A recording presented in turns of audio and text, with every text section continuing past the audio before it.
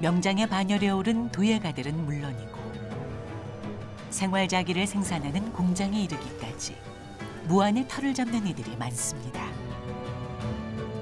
일본 전역에서뿐만 아니라 한양에서 팔리던 분청사기의 모든 것이 무안몰이라는 어떤 브랜드를 가지고 팔렸다 그래요.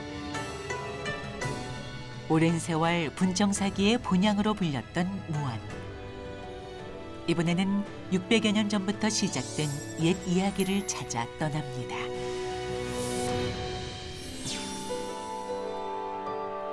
틈날 때마다 무안의 들판을 누비는 이가 있습니다.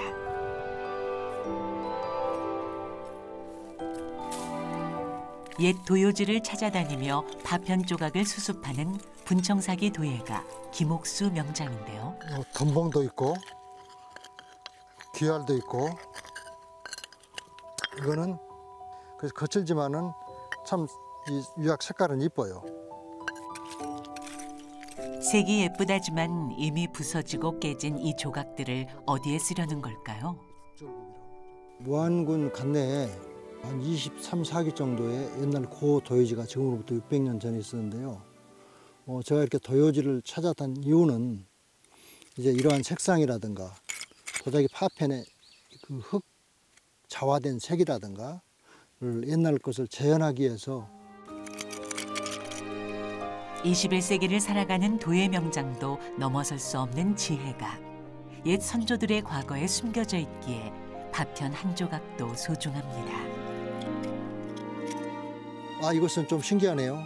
옛날 600년 전에 선조 도공들이 유약을 시호할 때 그러니까 이렇게 잡고 유약에다 푹 담갔다 빼서 이 두 번째, 세 번째 손가락이 이렇게 표현이 된 거죠. 그때 당시 선조 도공들의 지문이라고도 볼 수가 있겠죠. 발견되는 파편만 봐도 이 지역에서 분청사기가 얼마나 발달했는지 짐작할 수 있는데요. 그 역사가 새삼 궁금해집니다. 언덕이라서 조심하세요. 예. 색상이 엄청 좋아요. 옛 도요지를 누비며 파편을 줍던 명장과 무안 지역 도자기 역사를 연구하는 이들이 만났는데요. 그렇죠. 이거 떨어졌나요? 근데 꼭 저 백자 같기도 하고. 예, 환운이 제대로 걸리면 이런 푸른색이 나와요. 청자같이. 예. 옛날에는 요 저수지 바로 물가에가 가마터 자리가 이렇게 돌이 그대로 있었습니다. 가마터 자리가. 여기서 이제 도자기를 만들어 가지고 요 밑에 내려가면 바로 영산강이니까 영산에서 배로 이렇게 운송을 했었죠. 그만큼 이제 중요한 이 자리라고 볼 수가 있죠. 영산강이라는 무역로가 있어 고려 말 강진의 도공들이 이곳 무안에 정착했다는 이야기입니다.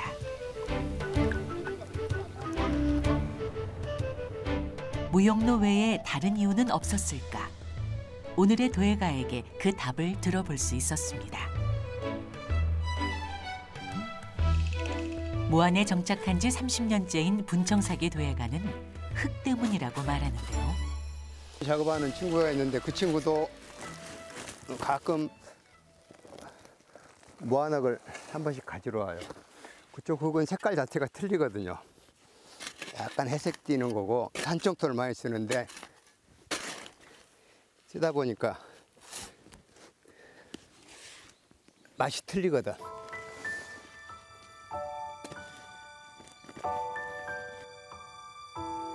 양질의 흙뿐 아니라 가마형 땔감까지 무안의 자연은 도자기 생산에 최적의 조건을 갖췄던 겁니다.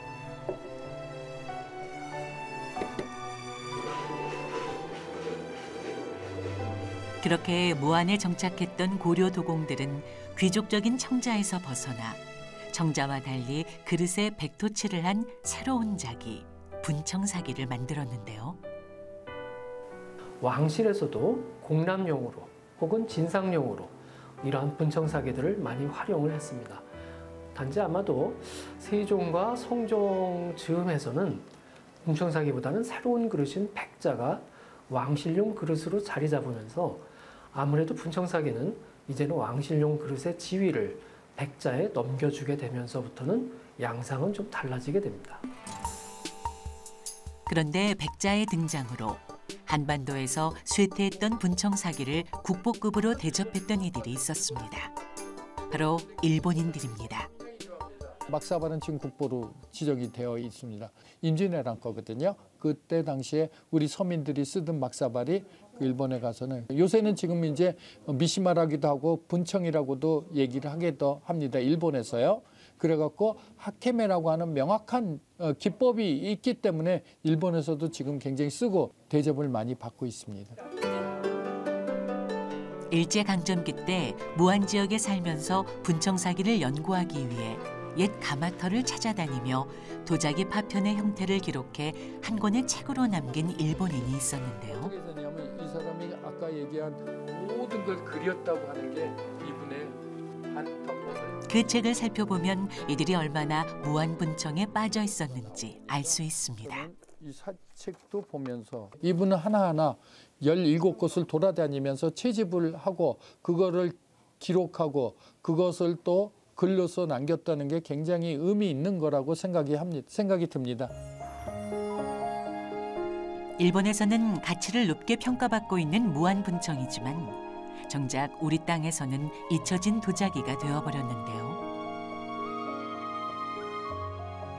그 시대적 요청에 부응하는 쪽으로 이 클러스터도 확장시키고 기술도 확장시키고 특히 그 민예라고 하는 예술 있잖아요.